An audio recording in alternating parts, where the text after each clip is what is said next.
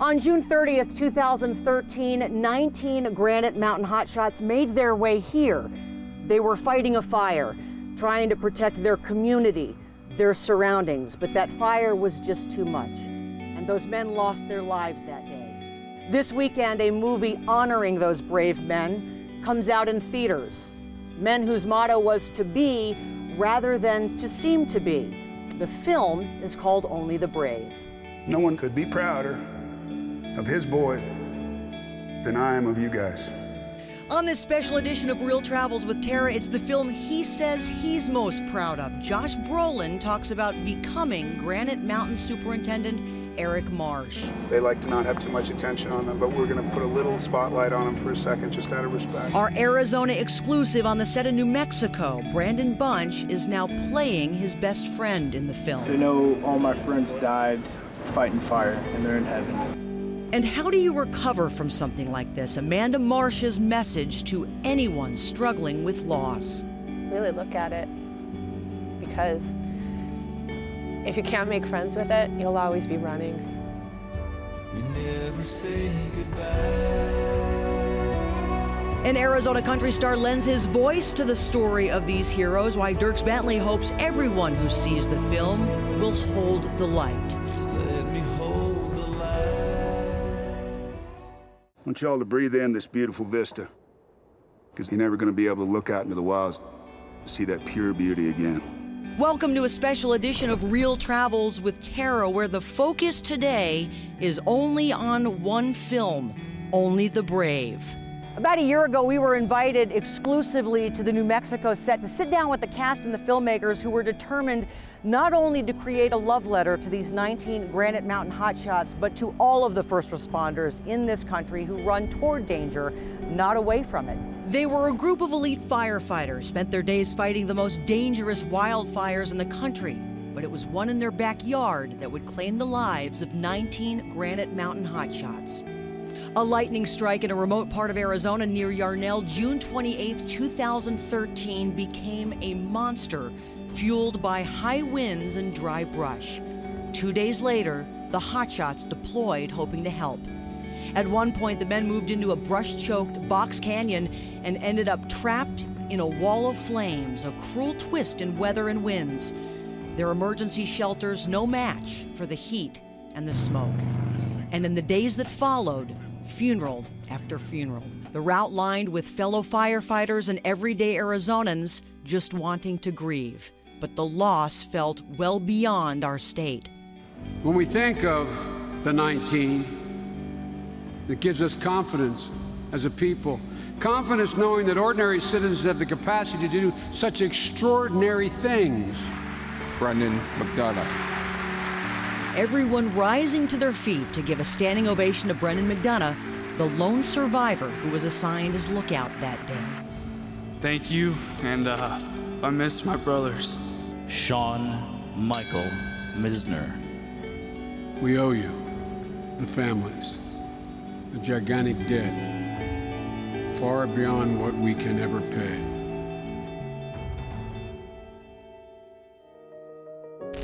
He was coming back from Europe, having just worked on a movie there. He lands at LAX, Mike Menschel glued to the coverage of what was happening at the Yarnell Hill fire. For whatever reason, this movie producer and avid outdoorsman felt compelled to get on an airplane just a few weeks later and come here to Prescott, Arizona, sit in this park and grieve with the community. What he did not know at the time was that it would begin a years-long journey to actually honor these 19 Granite Mountain Hotshots with a film. It was the story of 19 young men, 20 men, one survivor, all doing what they love, all doing it together, fighting fires in the forest, in the wilderness, the wild land, preserving those parts of the country for guys like me. I don't know what got me specifically, but just the whole situation got me. Determined to make a film about these heroes, the producer wanted to make sure he got to know the families. When you have just experienced such devastation, and somebody comes and tells you they want to make a movie, they want to tell the story about your loved one's life, What you hear is someone telling you you want to exploit their death. That's what you hear. And it's natural, I understand that. And I had to convince the families that that is not the intention of me or my partners. The actors also took this project seriously, led by Oscar nominee Josh Brolin, who plays Superintendent Eric Marsh. Josh Brolin has embodied this role. I think Josh thinks he's really a super. I think the acting he's a fabulous actor, but I think the acting is gone here. Menschel, the filmmakers, and director Joseph Kosinski set up a boot camp where the actors had to learn to cut line, carry 40-pound packs, break in their boots, and more. It tells the story of what wildland firefighters do. We are so sorry that it took this tragedy to put the spotlight on that, but it did. And now people should know about wildland firefighters. People should know about the Granite Mountain Hotshots. These were extraordinary young men. They don't think they're extraordinary. These were heroes. They don't think they're heroes. These guys are real superheroes in doing what they do. They don't wear capes or masks, but they're superheroes. Coming up on Real Travels. This ain't the greatest job in the world. I don't know what is. Oscar nominee Josh Brolin becomes Superintendent Eric Marsh in a role he could not say no to. Plus, lone survivor Brendan McDonough and his on-screen counterpart Miles Teller as our special look at Only the Brave continues. I'm nationally known comedian Pablo Francisco, and since this is a movie show, I'm using my movie voice. Real Travels with Tara is brought to you by Harkins Theaters, Dignity Health, Sneaky Pig Studios, and National Bank of Arizona.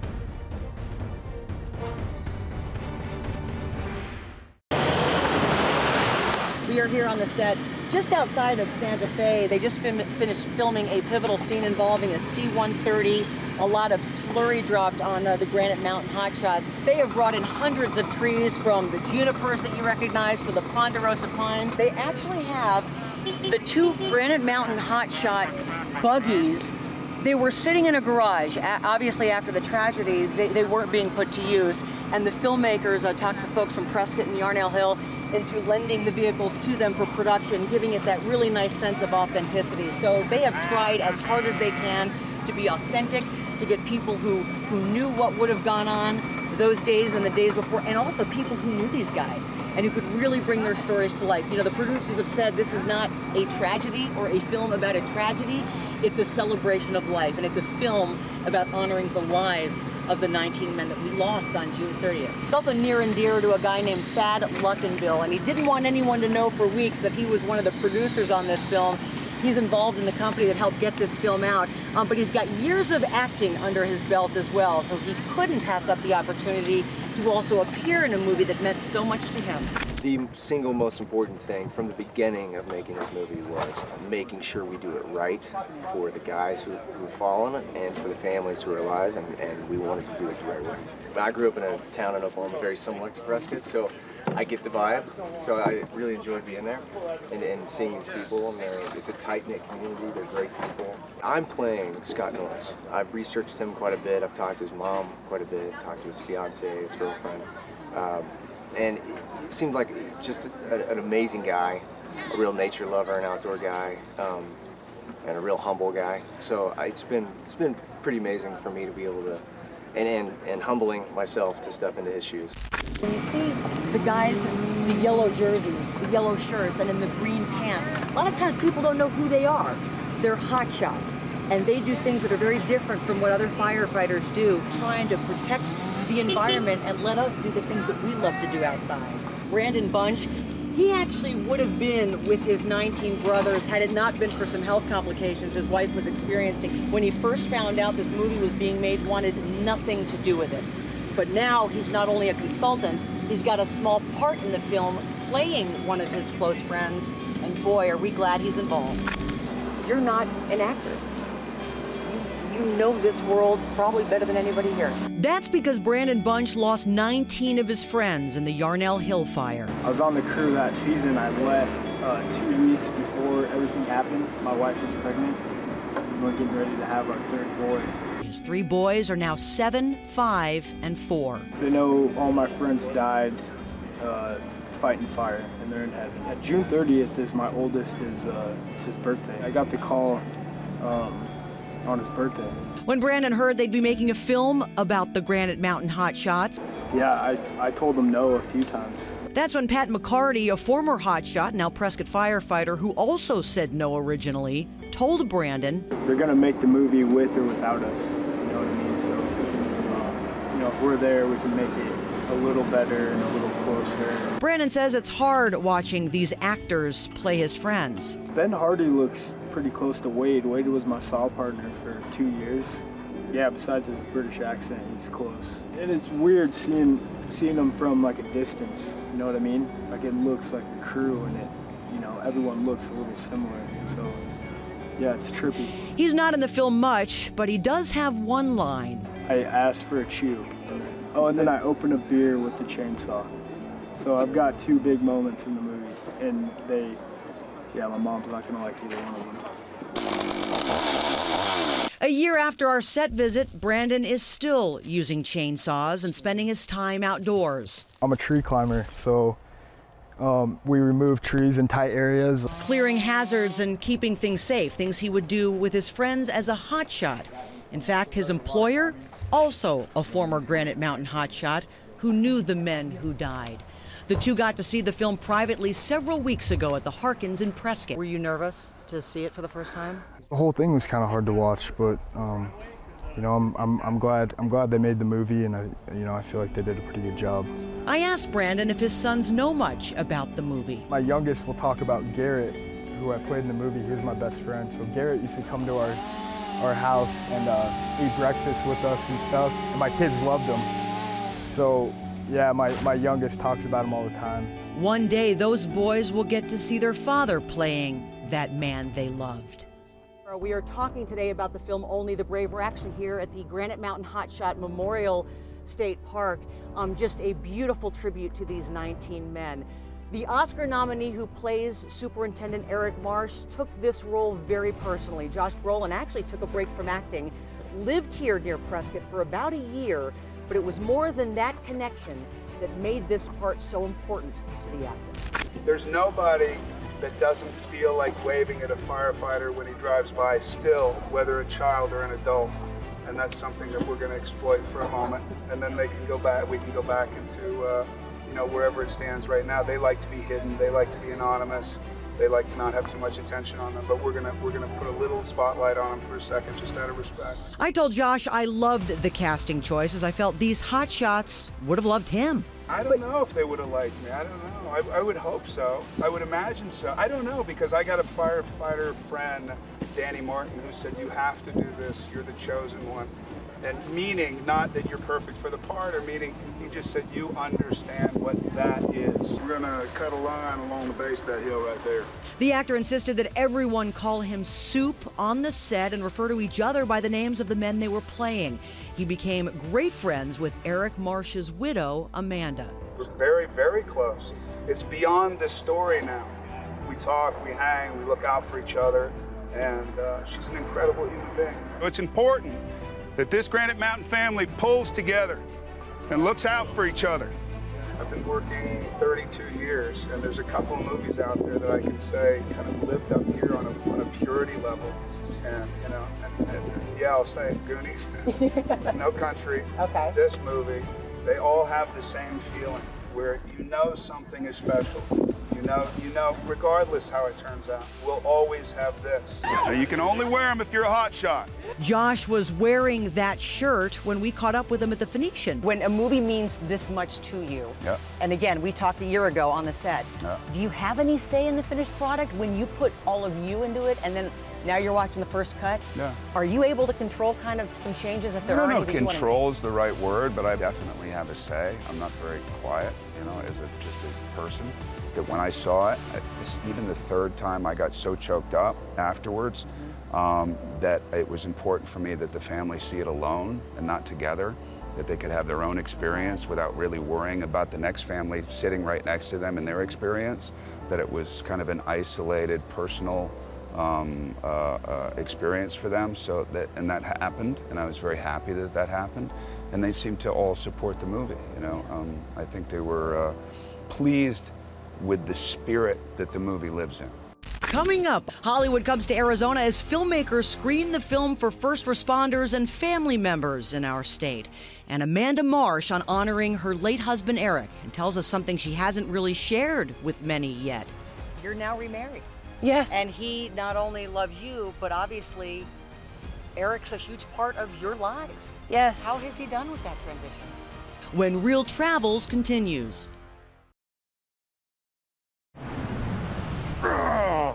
Take this little stinker. He's not a stinker. Bye. Bye. This big guy would walk up to people and give them a big bear hug and say, I love you. I love you, man. And he would work 16 hours a day and then go home, and his wife would talk about how it was as if he hadn't spent 16 hours cutting line, that he was that present and that giving to her and their 2 kids. I never met Jesse Steed, but he's taught me something. This has been a humbling experience for me. I hope we've done this the right way, but I also want people to know that Jesse and his family have touched me in a deep way and have changed me. We got one slot open. You know what we're training for? Hotshots get to engage the fire directly. The SEAL Team 6 of firefighters. If you give me a chance, I won't let you down. I think one of the neat things about this whole movie is the fact that it also involves seeing part of yourself in someone else, which is what happened with Eric and with you. What about you did you see in Brendan?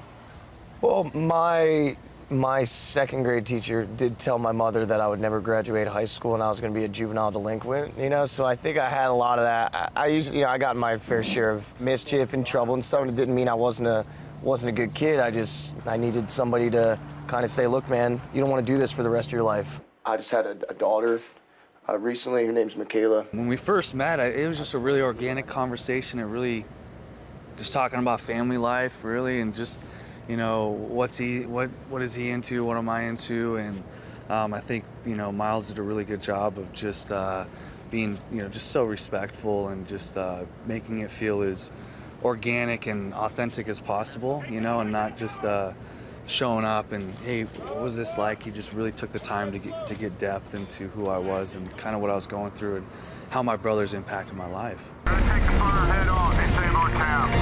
I've seen it a few times now, and it's just such a powerful film, and it's just so honoring to be able to see my brother's story told in such a magnificent way and such a huge platform. You know, these actors, Miles, really just breathed life back into who they were and what they did. Do people still call you Donut? Yeah. I like the nickname. It sticks. And I like donuts. Yep, who so doesn't? it works. Who doesn't? Who doesn't like donuts? So Matt's Saloon, which you will see, by the way, in the movie, although it's a little bit recreated on a New Mexico set, has been a staple here on Whiskey Row in Prescott for years. A great place for food, a great place for country music. And if you are a country music fan, you know all about Dierks Bentley. Dierks not only has a soft spot for this area, but for our Granite Mountain Hotshots. And he actually provides a song at the end of the film. He says it's probably the most moving thing he's ever been a part of. And we had a chance to talk to him about Hold the Light. Brings back a lot of great memories. To remember them for who they were and what they lived for. He says it meant a lot to be a part of this film. I've always been kind of following along to what's been going on with those guys and those families. There's this movie come out October 20th called Only the Brave, and it's about Granite Mountain, the Granite Mountain Hotshots. Joining Dierks on stage this night, Brendan McDonough, the lone survivor of the Granite Mountain tragedy. It's just such a powerful, important story. It hits home to me so hard because of Arizona, where I'm from. If it wasn't known that our love will carry on.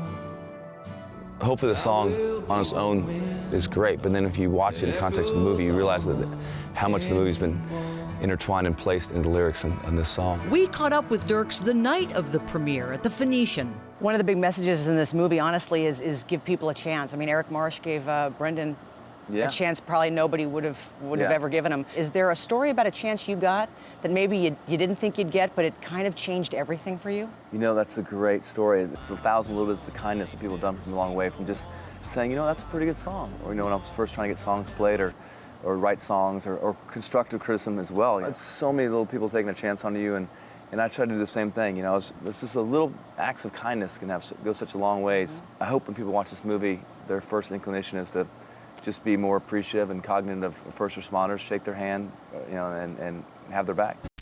She's like a sister to me now. I've had 100 conversations with her. She won't leave me alone. I think she lives in my house. Josh admits he's pretty much become a big brother to Amanda Marsh, the widow of the man he plays in the movie, and life for her has continued. It has been a struggle. It has definitely had its ups and downs, but she has now found a new passion, essentially a love letter to her late husband, Eric. This is where Amanda Marsh is most comfortable, her home in Prescott. So it's fitting that she met the actress playing her in an arena in New Mexico surrounded by horses. Watching her in that role was very healing for me in those initial moments, even before there were even cameras on her. She was incredible. Amanda saw the film with her parents and Eric's parents. It was like our shoulders came down as we continued to watch it, and it was an incredible experience. Mind if I borrow your suit for a minute? Take them away. Some of, I think, the most effective scenes aren't just about the guys. They're about your marriage. And there's a lot of stuff in there that exposes how real and honest and true a marriage is. Were those scenes difficult? I'm grateful that all of that is in there because I wanted it to be raw. I didn't want it to be a pretty packaged piece where it just appeared that everything was perfect all the time. Because being a hotshot wife wildland wife is incredibly hard. They're gone so much. And the expectation is that we're really independent and that we flow through life really well without them.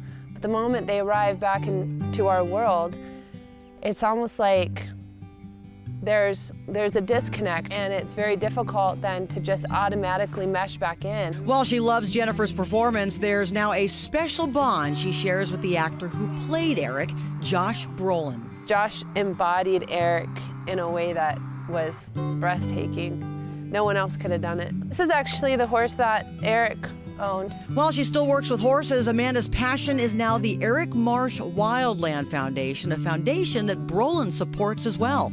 To know that people are being helped and guided and nurtured and have hope because of us through Eric's name is incredible. Another supporter of the foundation, her new husband, something that for the first time she's ready to share with others.